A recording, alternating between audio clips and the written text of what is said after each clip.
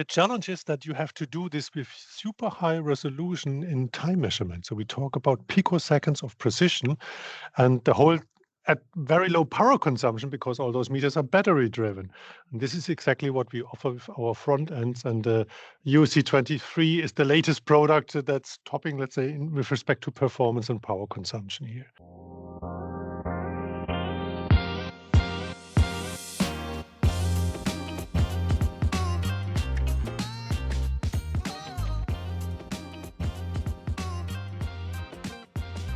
In this episode of Embedded Insiders, Ken sits down with Norbert Breyer, Director of Marketing and Product Management at Sciosense, to discuss the company's new UFC23 ultrasonic flow converter.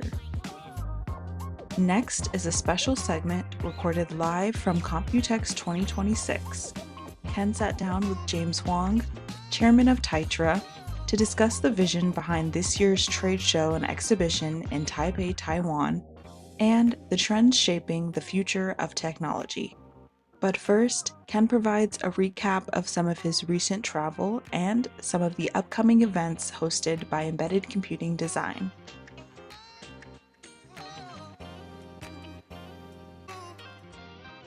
Hello, everyone, and welcome back to the Embedded Insiders podcast. I'm Assistant Managing Editor Tiara Oliver, joined as always with our Editor-in-Chief, Ken Briodagh. Hi, Tiara. How's it going? Going good. I just realized I said as always, but you weren't here last week, so. Well, you got to keep them guessing. You know, the people love a mystery. Yes. Yeah, last week I was taking a little bit of time off. Because I've been doing a bunch of traveling. I mean, let's see, Pat Hopper, our president, and I were in Taiwan for COMPUTEX in the first week of the month, which was a great show this year. Man, it felt good. It was big. It was busy.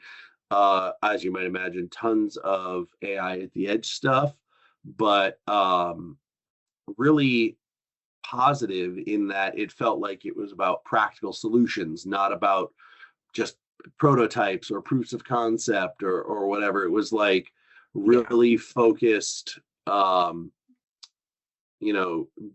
things that are actually going to be workable and functional in existing product. So that felt really great. I had a really great interview with one of the heads of the Taiwan Excellence Corporation, TAITRA, who runs COMPUTEX. I think that's on this episode, if I remember correctly.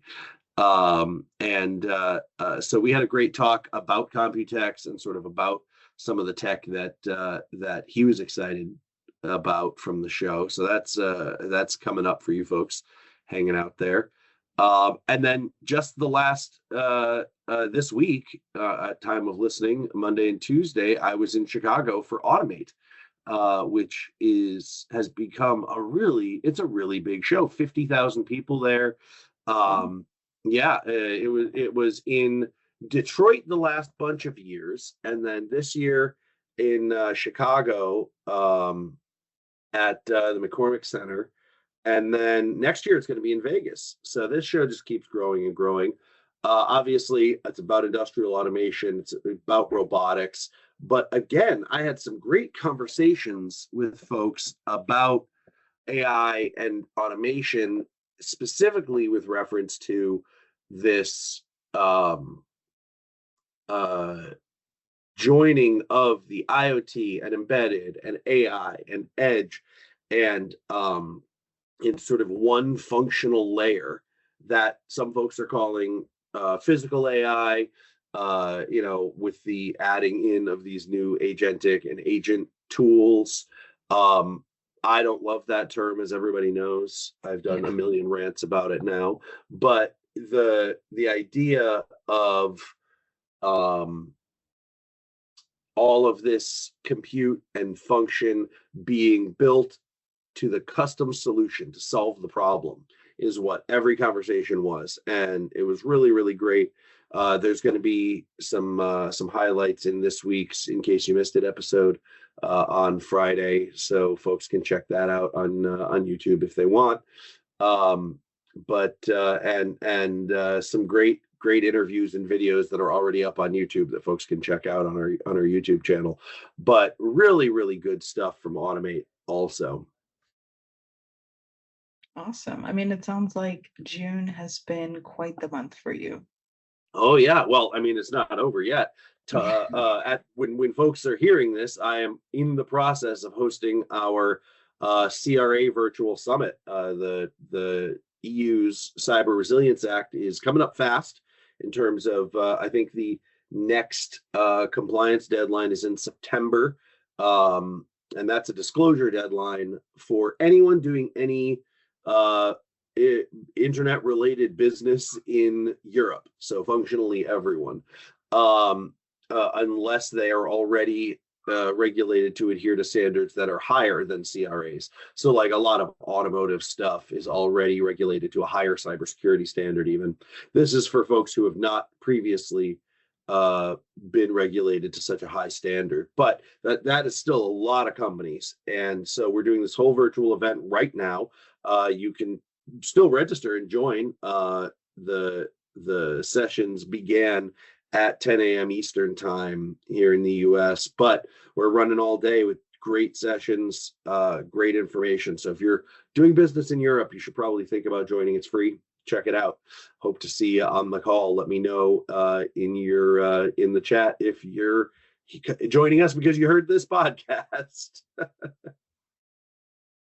Yeah, I mean, everyone, as always, can hear that how much we're doing over here, our videos, our podcasts, our virtual events, and all the traveling. So just remember, we're staying at the forefront to get all the latest information, news, and technology to you guys. So just keep up. Well, I mean, that's our sort of mission statement, isn't it, Tiara? Yes. We're trying to present the information that helps you folks out there listening, you engineers, do your jobs better. So always feel like you can reach out to us. I mean, this is a little bit of a call to action to you, but we want to hear from you. What do you want to hear about? You know, we do our best to cover as much as we can that's relevant and interesting and important with all of our coverage. But if you've got something that you're curious about, you want to learn about, we will find the expert and we will bring them to you. So shoot us a note anytime. My email is everywhere. Tiara's is too. So send us an email, shoot us a message on LinkedIn, however you want to reach out. We're easy to find. Yep. And with that being said, stay tuned for the rest of the interviews and this podcast. We have an interview you did a while ago with Sciosense. I won't say too much, but oh yeah, that's a good it's coming one. up too soon, or it's coming up real soon. And then your previously recorded segment live from COMPUTEX 2026. So if you missed it, there's also a video version of it on our YouTube. Always check out the YouTube for some of the video versions of our interviews. And yeah.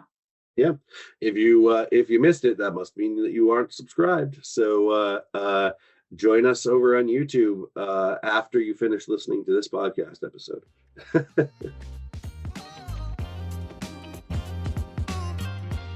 Now, here's Norbert Briodagh of Sciosense. Hello, friends. Welcome to another episode of Embedded Insiders. I am Ken Briodagh, Editor-in-Chief of Embedded Computing Design, and I am very excited to be here talking with Norbert Briodagh of Sciosense. Did I say that right? Yeah, perfectly. Thanks. Well, Norbert, thank you so much for joining me today. Yeah, my pleasure. Thank you for giving me the chance to present our product here, the UC23, which is just introduced now. Well, I'm so excited to hear more about this. It's really, really an interesting approach, and the broad scope of it, correct me if I'm wrong, is that this is sort of a broad scope environmental sensor product that can be really used almost anywhere. Is that right? Not fully. No? So we are targeting flow applications, and there's a strong trend in the market to replace mechanical flow sensors by ultrasonic flow sensors. There's a good reason. Ultrasonic flow sensors are static, means there's no moving part. So there's no turbine or rotator propeller that turns around and got stick. So, and especially in the world of smart metering, when you do the cost calculation for the water consumption in apartments and things like that, it's a lot about leakage detection. So we're detecting the very small flow rates. And you can imagine that a turbine sensor, yeah, stucks and stops reading when the flow is very low, while the Right. ultrasonic meters can measure down to very flow rates. Even a dropping water tap can be detected. And that's sounds very interesting, of course, to all the people using flow sensors. So no moving parts, very high sensitivity. Um, the challenge is that you have to do this with super high resolution in time measurement. So we talk about picoseconds of precision, and the whole at very low power consumption, because all those meters are battery driven. And this is exactly what we offer with our front ends. And the UC23 is the latest product that's topping, let's say, with respect to performance and power consumption here. So it sounds like, because no moving parts, things like that, it'd be really great in, for smart home kind of things, really simple, easy to set up Yep. for homeowners, but also all the way up to like industrial uses. It's going to be resilient, it's not going to break down, things like that. Is that right?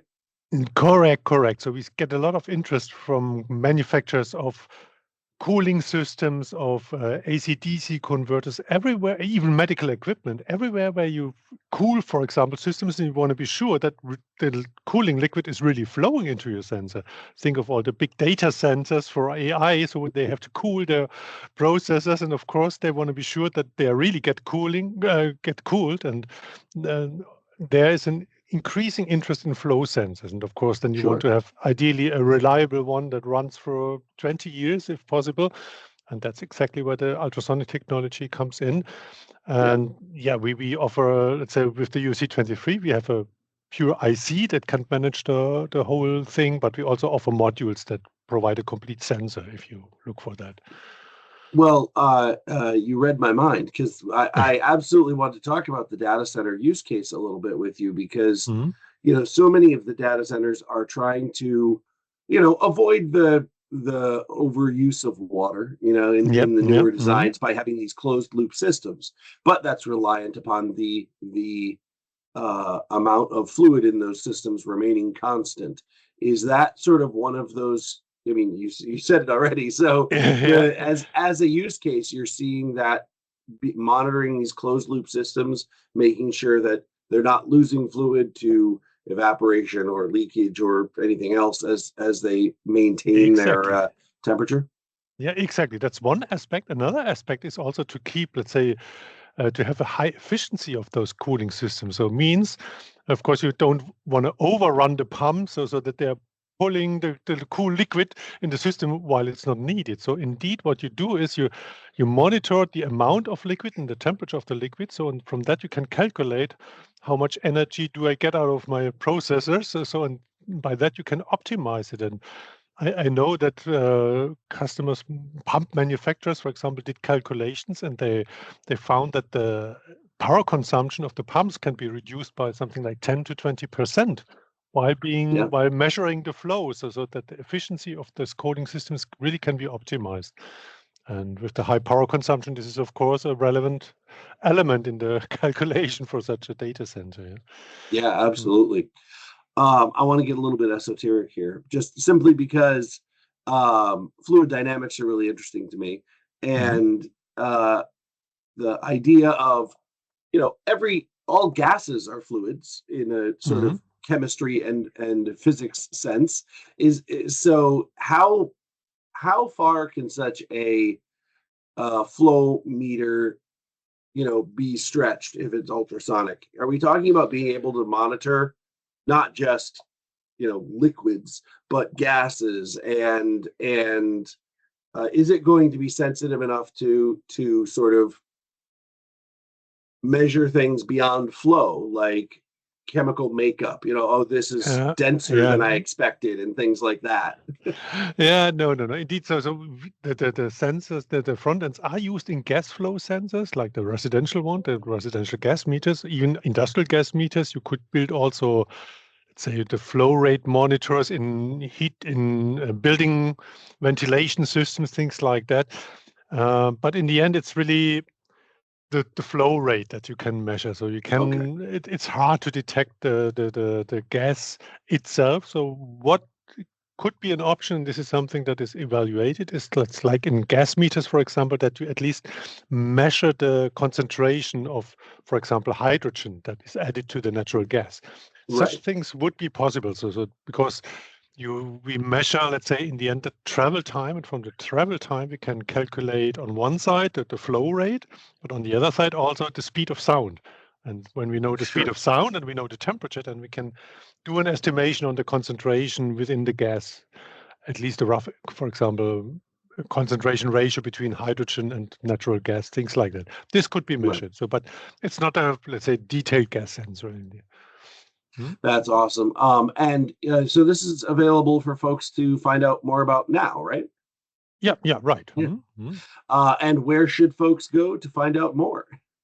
Let's primarily to our website, sciosense.com. So there you will find then all the information, the data sheets. We have nice evaluation kits where you can connect your transducers, your sensors directly to the PCB, and then play around with our evaluation software, which is a nice graphical user interface where you can do all the settings of the configurations. Of course, there are some easy to use startup configurations so that customers really quickly can make a first measurement and then say analyze the data, exporting data, graphically displaying them, things like that. That's awesome. And of course, we'll put that link down in the description so folks can check that out. Thank you so much for joining me today, Norbert. This has been really great. My pleasure. It was a great pleasure to present. Folks out there who are watching this on YouTube, make sure you're subscribed. And if you're listening to this on your favorite podcasting platform and you're not subscribed, make sure that you subscribe to us there so you never miss any of our episodes here on Embedded Insiders.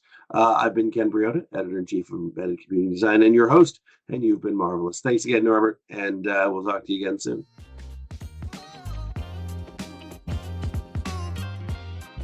Now, here's James Huang of TAITRA.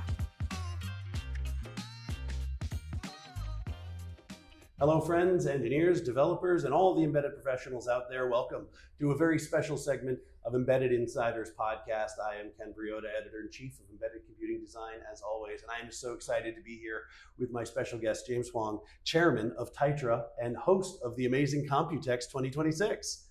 Welcome to the show. Thank you for having me. Oh, the pleasure is entirely mine, and as the listeners are about to find out, theirs. So let's start out. This is the biggest COMPUTEX ever. COMPUTEX is reaching all new heights. What are some of the primary highlights regarding the exhibition scale and the core focus areas this year? Sure. This year's COMPUTEX is exceptional. It's the largest ever. Yeah. COMPUTEX was first launched in 1981. That was the era of PC. Yeah. And we have gone through the age of internet, mobile, and cloud, all the way to artificial intelligence. Yeah. And this is exactly what makes COMPUTEX this year the biggest ever because of artificial intelligence. All of this interesting compute and exciting innovation that is going to be showcased this year. What did I hear? 1,500 exhibitors this year, and in 6,000 booths, right? Right. Incredible. Right. It's wild. Now, the focuses this year are on AI computing, robotics, and next-gen connectivity. How do these three pillars sort of interconnect in what is becoming a deeply interconnected industry? Sure.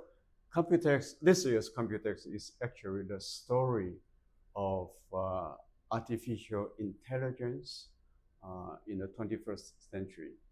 So we focus on three areas. First is AI and computing. So please think of AI and computing as your brain. That's the core essence. And robotics and mobility, please think of it as your physical body. Yeah. Because what you think or what you want to achieve has to be executed by your physical body. Right. And the third one is next generation technology. And it has everything to do with 6G communication. Right. satellite communication. So think of the next gen tech as the nerve system of your body. Yeah. So the three has to synchronize. And we are trying to present the entire ecosystem of artificial intelligence applications in modern life. Yeah, it's really fascinating to me how these three disparate systems are interconnecting now to create a to use your metaphor, a body of a system of systems, the term that we've used for a long time, but now we're really sort of seeing it come together. Right. And so if you had to define the sort of core essence of COMPUTEX 2026 in just one sentence, I know this question is impossible. What would that one sentence be? What's the real message? The real message is AI together. And by AI together, we are trying to tell everybody that in the future we are going to build a new society, a new civilization. Humans and AI working together. For instance, I am using AI every day. And starting from this year, I'm using agentic AI. It's amazing what agentic AI can do for you. And so we are going to create a new civilization, humans and AI together, and Taiwan and the world together. Taiwan is the global hub of AI industries. We are going to support every nation on earth to realize our future ambition in the era of AI. So if AI is the brain, robotics are the muscles, and connectivity is the nervous system, does that make Taiwan the heart? Do you have a message just for our listeners and viewers at Embedded Computing Design, all our engineers and developers who are out there working hard, building all the things that you and I are always talking about? Do you have a special message for them? Oh, yes, absolutely. I think Taiwan is the most trusted partner of our global stakeholders. So we will be more than willing to work with you, no matter where you are. That's amazing. Thank you so much, James. Really appreciate having you here on the program. Folks out there listening and watching, make sure you stick with us. We are bringing you so much content from here at COMPUTEX in Taiwan all this year and all the time. So stay with us because we got a lot more to bring to you.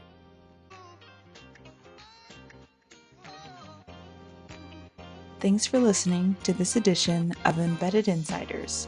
For more daily news, videos, and podcasts, visit our website at embeddedcomputing.com.